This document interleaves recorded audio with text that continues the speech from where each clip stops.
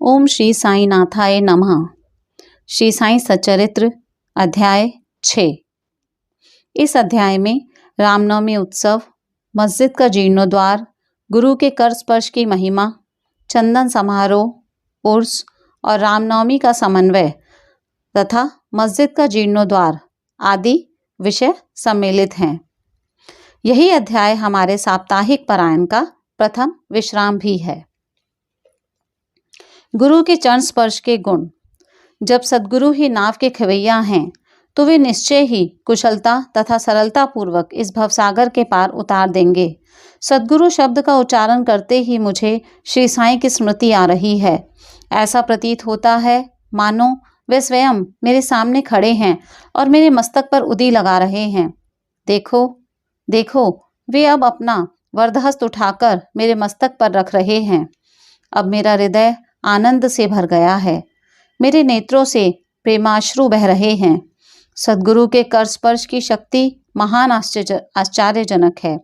लिंग शरीर जो संसार को भस्म करने वाली अग्नि से भी नष्ट नहीं होता, वह गुरु के कर स्पर्श से पल भर में ही नष्ट हो जाता है। अनेक जन्मों के समस्त पाप नष्ट हो जाते हैं। ऐसे व्यक्ति जिन्हें धार्मिक और ईश्वरीय प्रसंगों में पूर्ण अरुचि है, उनके भी मन स्थिर हो जाते हैं। श्री साईं बाबा के मनोहर रूप के दर्शन कर कंठ प्रफुल्लता से रुंध जाता है, आंखों से अश्रुधारा प्रवाहित होने लगती है और जब हृदय भावों से भर जाता है तब सोहम भाव की जागृति होकर आत्मानुभव के आनंद का आभास होने लगता है। मैं और तू का भेद नष्ट हो जाता है और तत्क्षण ही ब्रह्मा के साथ अभिन्नता प्राप्त हो जाती है। जब मैं धार्मिक ग्रंथों का पठन करता हूँ तो क्षण क्षण में सद्गुरु की स्मृति हो आती है। बाबा राम या कृष्ण का रूप धारण कर मेरे सामने खड़े हो जाते हैं और स्वयं अपनी जीवन कथा मुझे सुनाने लगते हैं। अर्थात जब मैं भागवत का श्रवण करता हूँ तब बाबा श्री कृष्ण का स्वरूप धारण कर लेते हैं और तब मुझे ऐसा प्रतीत होने लगता है कि वे ही भागवत या भक्तों के कल्याणार्थ उद्भव गीता सुना रहे हैं। जब कभी मैं किसी से वार्तालाप किया करता हूँ तो मैं बाबा की कथाओं को ध्यान में लाता हूँ, जिससे उनका उपयुक्त अर्थ समझाने में सफल हो सकूं। तब एक शब्द या वाक्य की रचना भी नहीं कर पाता हूँ, परंतु जब वे स्वयं कृपा कर मुझसे लिखवाने लगते हैं तब फिर उसका कोई अंत नहीं होता। जब भक्तों में अहंकार की वृद्धि होने लगती है तो वे शक्ति प्रदान कर उसे अहंकार शून्य बनाकर अंतिम ध्येय की प्राप्ति करा देते हैं तथा उसे संतुष्ट कर अक्षय सुख का अधिकारी बना देते हैं। जो बाबा को नमन कर अनन्य भाव से उनकी शरण जाता है, उसे फिर कोई साधना करने की आवश्यकता नहीं है। धर्म, अर्थ, काम और मोक्ष उसे सहज ही प्राप्त हो जाते हैं। ईश्वर के पास पहुंचने के 4 मार्ग हैं: कर्म, ज्ञान, योग और भक्ति। इन सब में भक्ति मार्ग अधिक कंटकाकीर्ण गड्ढों और खाइयों से परिपूर्ण है, परंतु यदि सद्गुरु पर विश्वास कर गड्ढों और खाइयों से बचते और पदानुक्रमण करते हुए सीधे अग्रसर होते जाओगे तो तुम अपने ध्येय अर्थात ईश्वर तक आसानी से पहुंच जाओगे। श्री साईं बाबा ने निश्चयात्मक स्वर में कहा है कि स्वयं ब्रह्मा और उनकी विश्व को उत्पत्ति, रक्षण और लय करने आदि की भिन्न भिन्न शक्तियों के पृथक्त्व में भी एकत्व है। इसे ही ग्रंथकारों ने दर्शाया है। भक्तों के कल्याणार्थ श्री साईं बाबा ने स्वयं जिन वचनों से आश्वासन दिया था उनको उद्धृत किया जाता है। मेरे भक्तों के घर अन्न तथा वस्त्रों का कभी अभाव नहीं होगा। यह मेरा वैशिष्ट्य है कि जो भक्त मेरी शरण आ जाते हैं और अंतःकरण से मेरे उपासक हैं, उनके कल्याणार्थ मैं सदैव चिंतित रहता हूँ। कृष्ण भगवान ने भी गीता में यही समझाया है। इसलिए भोजन तथा वस्त्र के लिए अधिक चिंता ना करो। यदि कुछ मांगने की अभिलाषा है तो ईश्वर को ही मांगो। सांसारिक मान व उपाधियां त्याग कर ईश कृपा तथा अभयदान प्राप्त करो और उन्हीं के द्वारा सम्मानित हो। सांसारिक साधनों से कुपथगामी मत बनो। अपने इष्ट को दृढ़ता से पकड़े रहो। समस्त इंद्रियों और मन को ईश्वर चिंतन में प्रवृत्त रखो।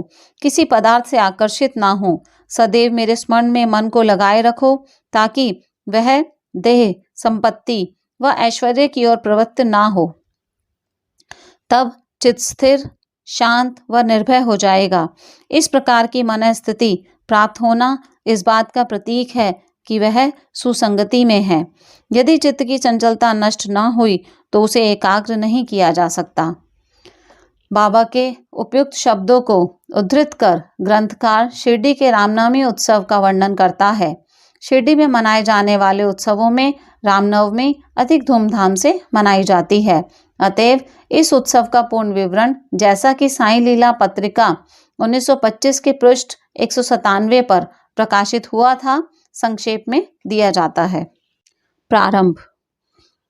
कोपर गांव में श्री गोपालराव गुंड नाम के एक इंस्पेक्टर थे।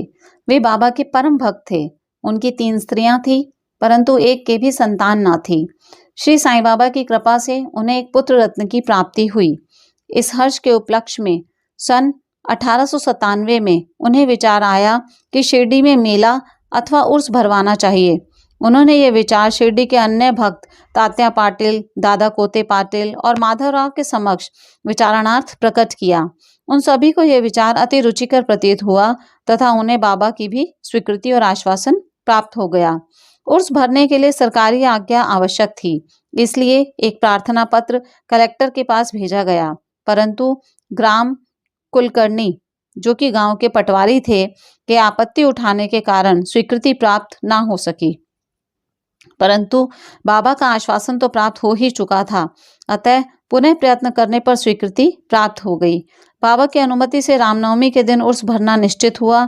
ऐसा प्रतीत होता है कि कुछ निष्कर्ष ध्यान में रखकर ही उन्होंने ऐसी आज्ञा दी थी, अर्थात उर्स व रामनवमी के उत्सवों का एकीकरण तथा हिंदू मुस्लिम एकता, जो भविष्य की घटनाओं से ही स्पष्ट है कि यह ध्येयपूर्ण सफल हुआ। प्रथम बाधा तो किसी प्रकार हल हुई। अद्वितीय कठिनाई जल के अभाव की उपस्थित हुई। शिरडी तो एक छोटा सा ग्राम था और पूर्व काल से ही वहां जल का अभाव बना रहता था। गांव में केवल 2 कुएं थे, जिनमें से एक तो प्राय सूख जाया करता था और दूसरे का पानी खारा था। बाबा ने उसमें फूल डालकर उसके खारे जल को मीठा बना दिया, लेकिन एक कुएं का जल कितने लोगों को पर्याप्त हो सकता था। इसलिए तात्या पाटिल ने बाहर से जल मंगवाने का प्रबंध किया। लकड़ी व बांसों की कच्ची दुकानें बनाई गईं तथा कुश्तियों का भी आयोजन किया गया। गोपालराव गुंड के एक मित्र दामू अन्ना कासार अहमदनगर में रहते थे। वे भी संतानहीन होने के कारण दुखी थे। श्री साईं बाबा की कृपा से उन्हें भी एक पुत्र रत्न की प्राप्ति हुई थी। श्री गुंड ने उनसे एक ध्वज देने को कहा। एक ध्वज जागीरदार श्री नाना साहब निमोडकर ने भी दिया।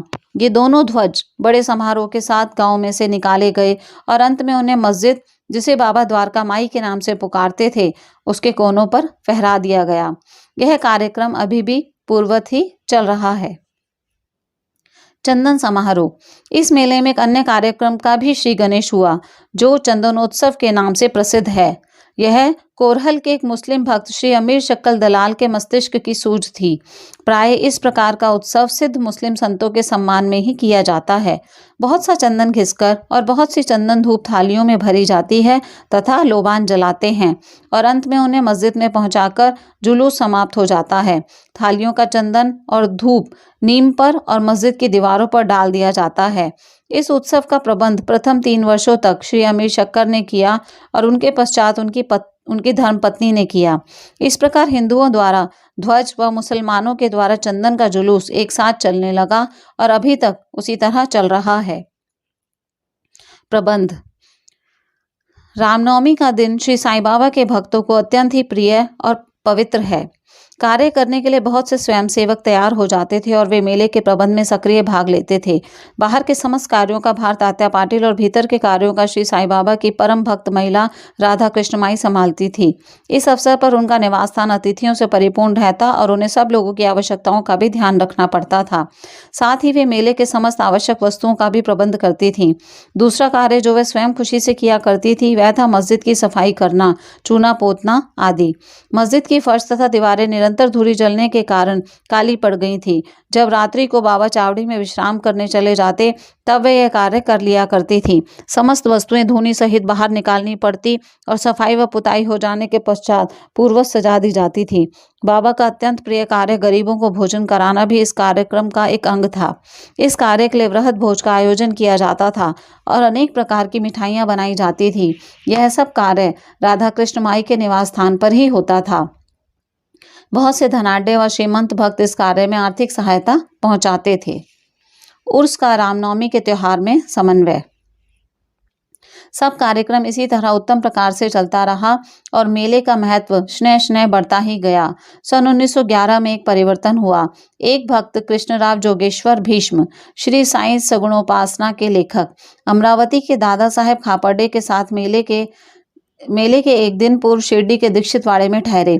जब वे दालान में लेटे हुए विश्राम कर रहे थे तब उन्हें एक कल्पना सूझी। इसी समय श्री लक्ष्मण राव उपनाम काका महाजनी पूजन सामग्री लेकर मस्जिद की ओर जा रहे थे। उन दोनों में विचार विनिमय होने लगा और उन्होंने सोचा कि शिरडी में उर्स व मेला ठीक रामनवमी के दिन ही भरता है। इसमें अवश्य ही कोई गूढ़ रहस्य निहित है। रामनवमी का दिन हिंदुओं को बहुत ही प्रिय है। कितना अच्छा हो यदि रामनवमी उत्सव का भी श्री गणेश कर दिया जाए। काका महाजनी को यह विचार रुचिकर प्रतीत हुआ। अब मुख्य कठिनाई हरिदास के मिलने की थी, जो इस शुभ अवसर पर कीर्तन व ईश्वर गुणानुवाद कर सके। परंतु भीष्म ने इस समस्या को हल कर दिया। उन्होंने कहा कि मेरा स्वरचित राम आख्यान, जिसमें राम जन्म का वर्णन है, तैयार हो चुका है। मैं उसका ही कीर्तन करूंगा और तुम हारमोनियम पर साथ करना तथा राधा कृष्णमाई सुंठवना तैयार कर देंगी। अब वे दोनों शीघ्र ही बाबा की स्वीकृति प्राप्त करने हेतु मस्जिद को गए। बाबा तो अंतर्यामी थे, उन्हें तो सब ज्ञान था कि वाड़े में क्या क्या हो रहा है। बाबा ने महाजनी से प्रश्न किया कि वहां क्या चल रहा था। इस आकस्मिक प्रश्न से महाजनी घबरा गए और बाबा के शब्दों का अभिप्राय न समझने के कारण वे स्तब्ध होकर खड़े रह गए। तब बाबा ने भीष्म से पूछा कि क्या बात है। भीष्म ने रामनवमी उत्सव मनाने का विचार बाबा के समक्ष प्रस्तुत किया तथा स्वीकृति देने की प्रार्थना की। बाबा ने भी सहर्ष अनुमति दे दी। सभी भक्त हर्षित हुए और राम जन्मोत्सव मनाने की तैयारियां करने लगे। दूसरे दिन रंग बिरंगी झंडियों से मस्जिद सजा दी गई। श्रीमती राधा कृष्णमाई ने एक पालना लाकर बाबा के आसन के समक्ष रख दिया और फिर उत्सव प्रारंभ हो गया। भीष्म कीर्तन करने को खड़े हो गए और महाजनी हारमोनियम पर उनका साथ करने लगे। तभी बाबा ने महाजनी को बुलावा भेजा। यहाँ महाजनी शंकित थे कि बाबा उत्सव मनाने की आज्ञा देंगे भी या नहीं, परंतु जब वे बाबा के समीप पहुंचे तो बाबा ने उनसे प्रश्न किया, यह सब क्या है, यह पालना क्यों रखा गया है। महाजनी ने बतलाया कि रामनवमी का कार्यक्रम प्रारंभ हो गया है और इसी कारण यह पालना यहाँ रखा गया है। बाबा ने निंबर पे से 2 हार उठाए। उनमें से एक हार तो उन्होंने काका जी के गले में डाल दिया और दूसरा भीष्म के गले में भेज दिया। अब कीर्तन प्रारंभ हो गया था। कीर्तन समाप्त हुआ तब श्री राजा राम की उच्च स्वर से जय जयकार हुई। कीर्तन के स्थान पर गुलाल की वर्षा की गई। जब हर कोई प्रसन्नता से झूम रहा था तब अचानक ही एक गरजती हुई ध्वनि उनके कानों पर पड़ी। वस्तुतः जिस समय गुलाल की वर्षा हो रही थी तो उसके कुछ कण अनायास ही बाबा की आंख में चले गए। तब बाबा एकदम क्रुद्ध होकर उच्च स्वर में अपशब्द कहने व कोसने लगे। यह दृश्य देखकर सब लोग भयभीत होकर सिटपिटाने लगे। बाबा के स्वभाव से भली भांति परिचित अंतरंग भक्त भला इन अपशब्दों का कब बुरा मानने वाले थे। बाबा के इन शब्दों तथा वाक्यों को उन्होंने आशीर्वाद समझा। उन्होंने सोचा कि आज राम का जन्मदिन है, अतः रावण का नाश, अहंकार एवं दुष्ट प्रवृत्ति रूपी राक्षसों के संहार के लिए बाबा को क्रोध उत्पन्न होना सर्वथा उचित ही है। इसके साथ साथ उन्हें यह विदित था कि जब कभी भी शिरडी में कोई नवीन कार्यक्रम रचा जाता था तब बाबा इसी प्रकार कुपित हो ही जाया करते थे। इसलिए वे सब स्तब्ध ही रहे। इधर राधा कृष्णमाई भी भयभीत थी कि कहीं बाबा पालना न तोड़ फोड़ डालें। इसलिए उन्होंने काका महाजनी से पालना हटाने के लिए कहा, परंतु बाबा ने ऐसा करने से उन्हें रोका। कुछ समय पश्चात बाबा शांत हो गए और उस दिन की महापूजा और आरती का कार्यक्रम निर्विघ्न समाप्त हो गया। इसके बाद काका महाजनी ने बाबा से पालना उतारने की अनुमति मांगी, परंतु बाबा ने अस्वीकृत करते हुए कहा कि अभी उत्सव संपूर्ण नहीं हुआ है। अगले दिन गोपाल काला उत्सव मनाया गया, जिसके पश्चात बाबा ने पालना उतारने की आज्ञा दे दी। उत्सव में दही मिश्रित पोहा एक मिट्टी के बर्तन में लटका दिया जाता है और कीर्तन समाप्त होने पर वह बर्तन फोड़ दिया जाता है और प्रसाद के रूप में वह पोहा सबको वितरित कर दिया जाता है। इस प्रकार कि श्री कृष्ण ने ग्वालों के साथ किया था। रामनवमी उत्सव इसी तरह दिन भर चलता रहा। दिन के समय 2 ध्वजों का जुलूस और रात्रि के समय चंदन का जुलूस बड़ी धूमधाम और समारोह के साथ निकाला गया। इस समय के पश्चात ही उर्स रामनवमी के उत्सव में परिवर्तित हो गया। अगले वर्ष 1912 से रामनवमी के कार्यक्रमों की सूची में वृद्धि होने लगी। श्रीमती राधा कृष्णमाई ने चैत्र की प्रतिपदा से नाम सप्ताह प्रारंभ कर दिया। मतलब लगातार दिन रात 7 दिन तक भगवत नाम लेना नाम सप्ताह कहलाता है। सब भक्त इसमें बारी बारी से भाग लेते थे। वे भी प्रातःकाल सम्मिलित हो जाया करती थीं। देश के सभी भागों में रामनवमी का उत्सव मनाया जाता है। इसलिए अगले वर्ष हरिदास के मिलने की कठिनाई पुनः उपस्थित हुई, परंतु उत्सव के पूर्व ही यह समस्या हल हो गई। 5-6 दिन पूर्व श्री महाजनी की बाला बुआ से अकस्मात भेंट हो गई। बुआ साहेब आधुनिक तुकाराम के नाम से प्रसिद्ध थे और इस वर्ष कीर्तन का कार्य उन्हें ही सौंपा गया। अगले वर्ष सन 1913 में श्री हरिदास वृहत सिद्ध कवटे ग्राम में प्लेग का प्रकोप होने के कारण अपने गांव में हरिदास का कार्य नहीं कर सकते थे। इस वर्ष वे शिरडी में आए। काका साहेब दीक्षित ने उनके कीर्तन के लिए बाबा से अनुमति प्राप्त की। बाबा ने भी उन्हें यथेष्ट पुरस्कार दिया। सन 1914 से हरिदास की कठिनाई बाबा ने सदैव के लिए हल कर दी। उन्होंने यह कार्य स्थायी रूप से दासगनु महाराज को सौंप दिया।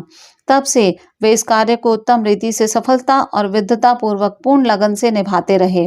सन 1912 से उत्सव के अवसर पर लोगों की संख्या में उत्तरोत्तर वृद्धि होने लगी। चैत्र शुक्ल अष्टमी से द्वादशी तक शिरडी में लोगों की संख्या में इतनी अधिक वृद्धि हो जाया करती थी मानो मधुमक्खी का छत्ता ही लगा हो। दुकानों की संख्या में वृद्धि हो गई। प्रसिद्ध पहलवानों की कुश्तियां होने लगी। गरीबों को वृहद स्तर पर भोजन कराया जाने लगा। राधा कृष्णमाई के घोर परिश्रम के फलस्वरूप शिरडी को संस्थान का रूप मिला। संपत्ति भी दिन प्रतिदिन बढ़ने लगी। एक सुंदर घोड़ा, पालकी, रथ और चांदी के अन्य पदार्थ, बर्तन, पात्र, शीशे इत्यादि भक्तों ने उपहार में भेंट किए। उत्सव के अवसर पर हाथी भी बुलाया जाता था। यद्यपि संपत्ति बहुत बड़ी, परंतु बाबा उन सबसे सदा निरपेक्ष ही रहते थे। वे सदैव उसे उपेक्षा की दृष्टि से ही देखते और सदैव की भांति ही साधारण वेशभूषा धारण करते थे। यह ध्यान देने योग्य है कि जुलूस तथा उत्सव में हिंदू और मुसलमान दोनों ही साथ साथ कार्य करते थे, परंतु आज तक न उनमें कोई विवाद हुआ और न कोई मतभेद ही। पहले पहल तो लोगों की संख्या 5 से 7 हजार के लगभग ही होती थी, परंतु किसी किसी वर्ष तो यह संख्या 75,000 तक पहुंच जाती थी। फिर भी न कभी कोई बीमारी फैली और न ही कोई दंगा हुआ। मस्जिद का जीर्णोद्वार। जिस प्रकार उर्स या मेला भराने का विचार प्रथमतः श्री गोपालगुंड को आया था, उसी प्रकार मस्जिद के जीर्णोद्वार का विचार भी प्रथमतः उन्हें ही आया। उन्होंने इस कार्य के निमित्त एक पत्थर एकत्रित कर उन्हें वर्गाकार करवाया, परंतु इस कार्य का श्रेय उन्हें प्राप्त नहीं होना था। यह सुयश तो नाना साहेब चांद्रोकर के लिए ही सुरक्षित था और फर्श का कार्य काका साहेब दीक्षित के लिए। प्रारंभ में बाबा ने इन कार्यों के लिए स्वीकृति नहीं दी, परंतु स्थानीय भक्त महालसापति के आग्रह करने से बाबा की स्वीकृति प्राप्त हो गई और एक रात में ही मस्जिद का पूरा फर्श बन गया। अभी तक बाबा एक टाट के टुकड़े पर ही बैठते थे। अब उस टाट के टुकड़े को वहां से हटाकर उसके स्थान पर एक छोटी सी गादी बिछा दी गई।